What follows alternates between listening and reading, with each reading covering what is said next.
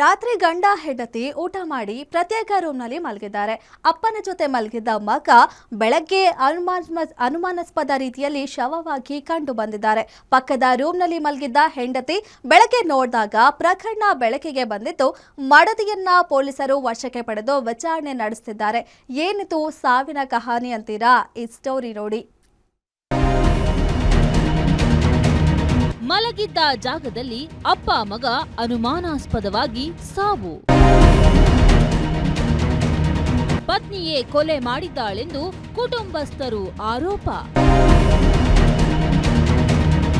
ಅಳಿಯ ಹೃದಯಾಘಾತದಿಂದ ಸಾವನ್ನಪ್ಪಿರಬಹುದು ಎಂದು ಅತ್ತೆ ಒಂದೆಡೆ ಗೋಳಾಡುತ್ತಾರೆ.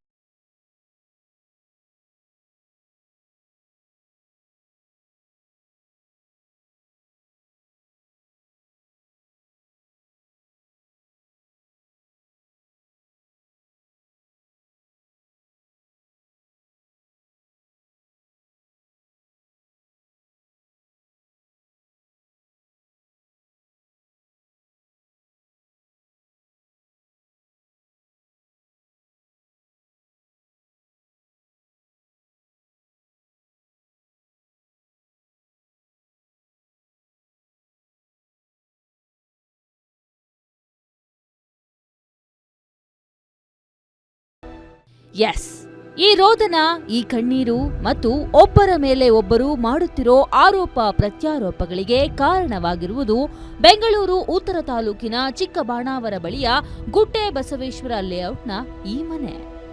ಇದೇ ಮನೆಯಲ್ಲಿ ಇಂದು ಮುಂಜಾನೆ ಸಾಫ್ಟ್ವೇರ್ ಉದ್ಯೋಗಿ ಅಪ್ಪ ಅಭಿನಂದನ್ ಹಾಗೂ 5 ವರ್ಷದ ಮುಗ್ಧ ಕಂದಮ್ಮ ಯದುವೀರ್ ಶವವಾಗಿ ಪತ್ತೆಯಾಗಿದ್ದಾರೆ.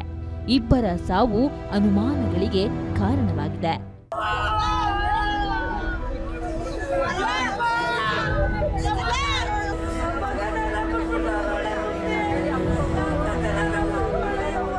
ಕಳೆದ 6 ವರ್ಷ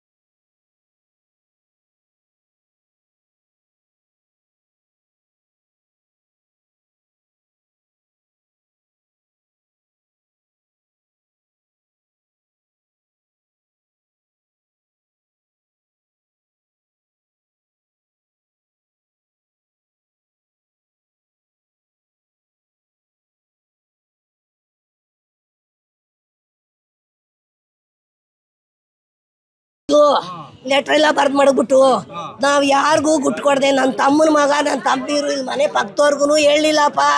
ಇವಳು ಹೋಗವಳೆ ಏನಿಲ್ಲ, ಸ್ಟೇಷನ್ಗೆ ಕಂಪ್ಲೇಂಟ್ ಕೊಟ್ಟರು. ಅವನು ಬಂದು ಮುಂಡೆಯಿಂದ ಇದೆಲ್ಲ ಆಯ್ತಾ ಇರೋದು.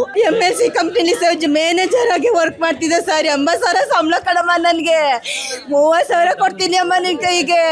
ಮನೆ ಸಾಲ ತೀರ್ಸ್ಬಿಡಮ್ಮ, ನಾನು ನೆಮ್ಮದಿಯಾಗಿರ್ತೀನಿ ಅಮ್ಮ. ನಾನು ಕೇಳ್ದಂಗೆಲ್ಲ ಕೊಡಿಸ್ದೆ ಸರ್.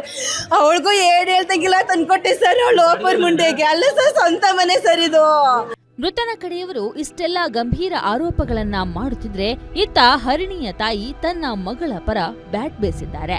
ನನ್ನ ಅಳಿಯ ಅಭಿನಂದನ್ಗೆ ಬೇರೆ ಯುವತಿ ಜೊತೆ ಅಕ್ರಮ ಸಂಬಂಧವಿತ್ತು. ಅದು ಗೊತ್ತಾದಾಗ ನನ್ನ ಮಗಳು ಮನೆ ಬಿಟ್ಟು ಬಂದಿದ್ಲು. ಅನಂತರ ಇನ್ಮುಂದೆ ಹಾಗೆ ಮಾಡುವುದಿಲ್ಲ ಎಂದು ಅಭಿನಂದನ್ ಒಪ್ಪಿಕೊಂಡಿದ್ದ. ಅಲ್ಲದೆ ಅವನಿಗೆ ಈಗಾಗಲೇ 2 ಬಾರಿ ಹೃದಯಾಘಾತ ಆಗಿತ್ತು. ಇದರಲ್ಲಿ ನನ್ನ ಮಗಳ ಯಾವುದೇ ತಪ್ಪಿಲ್ಲ, ಆಕೆ ಏನೂ ಮಾಡಿಲ್ಲ ಎಂದು ಹರಿಣಿಯ ತಾಯಿ ಸಮಜಾಯಿಷಿ ನೀಡುತ್ತಿದ್ದಾರೆ. ಅವಳೋಗಿ 9:30 ನಿದ್ದೆ ಬರ್ತೈತೆ ಅಂತ ಅವಳು ಮಲ್ಕೊಂಡ್ಲು. ಇವ್ರು 10 ಗಂಟೆ ಬಿಗ್ ಬಾಸ್ ಹೊಡ್ತಿದ್ರಂತೆ. 10 ಗಂಟೆ ಆದ್ಮೇಲೆ ಅವ್ರು ಬಾಕ್ಲಾಕೊಂಡೋಗಿ ಮಲ್ಗವ್ರೆ. ಅದಾದ್ಮೇಲೆ ಏನಾಗುತ್ತೆ ಗೊತ್ತಿಲ್ಲ. ತಿರ್ಗಿ ಬೆಳಗ್ಗೆ ಎದ್ದಾಗ ಇವಳು ಎದೊಳ್ತಾ ಇಲ್ಲ, ಈಗ ಪಾಪು ಮೇಲೆ ಮಲ್ಕೊಂಡ್ಬಿಟ್ಟವ್ರೆ, ಎದೊಳ್ತಾ ಇಲ್ಲ ಅಂತ ನನಗೆ 6:30 ಫೋನ್ ಮಾಡಿದ್ಲು. ಏನಾಯ್ತು ಅಂತ ನಾನು ಅಲ್ಲಿಂದ ಓಡ್ ಬಂದೆ. 20 ನಿಮಿಷಕ್ಕೆ ಅಲ್ಲಿಂದ ಓಡ್ ಬಂದು. ಇದೆಲ್ಲದರ ನಡುವೆ ಮನೆಗೆ ಅಳವಡಿಸಿದ್ದ CCTV ಕೂಡ ಆಫ್ ಆಗಿದ್ದು ಹಲವು ಅನುಮಾನಕ್ಕೆ ಎಡೆ ಮಾಡಿಕೊಡ್ತಿದೆ. ಸದ್ಯ ಘಟನೆ ಸಂಬಂಧ ಚಿಕ್ಕಬಾಣಾವರ ಪೊಲೀಸರು ಕೊಲೆ ಪ್ರಕರಣ ದಾಖಲಿಸಿಕೊಂಡು ತನಿಖೆ ನಡೆಸುತ್ತಿದ್ದಾರೆ. ಪೋಸ್ಟ್ ಮಾರ್ಟಂ ವರದಿ ಬಂದ ಕೂಡಲೇ ಕೊಲೆಯೋ ಅಥವಾ ಹೃದಯಾಘಾತವೋ ತಿಳಿಯಲಿದೆ. ಈ ದಿನ ಬೆಳಿಗ್ಗೆ ಸುಮಾರು 7ರಿಂದ 7:30 ಸಂದರ್ಭದಲ್ಲಿ ನಮಗೆ 112 ಕಾಲ್ ಒಂದು ಬಂದಿರ್ತದೆ. 112 ಕಾಲಲ್ಲಿ ಒಬ್ಬರು ಮಹಿಳೆ ಹರಿಣಿ ಅಂತ, ವಯಸ್ಸು ಸುಮಾರು 22 ವರ್ಷ, ಇವರೊಂದು ಕರೆ ಮಾಡಿ ತನ್ನ ಮನೆಯಲ್ಲಿ ಪತಿ ಮತ್ತು ತನ್ನ 5 ವರ್ಷದ ಮಗು ಇಬ್ಬರು ಡೆತ್ ಆಗಿದೆ, ಅವ್ರು ಯಾವುದು ರೆಸ್ಪಾಂಡ್ ಮಾಡ್ತಾ ಇಲ್ಲ ಅಂತ ಹೇಳ್ಬಿಟ್ಟು ಒಂದು ಕಾಲ್ ಮಾಡ್ತಾರೆ. ಕೂಡಲೇ ನಮ್ಮ ಪೊಲೀಸರು ಅಲ್ಲಿ ಹೋಗಿ ಅದನ್ನು ಪರಿಶೀಲನೆ ಮಾಡ್ತಾರೆ. ಪರಿಶೀಲನೆ ಮಾಡಿದಾಗ ಅಲ್ಲಿ ಸಂಶಯಾಸ್ಪದವಾದ ಒಂದು ಡೆತ್ ಆಗಿರೋದು ಕಂಡು ಬಂದಿರ್ತದೆ.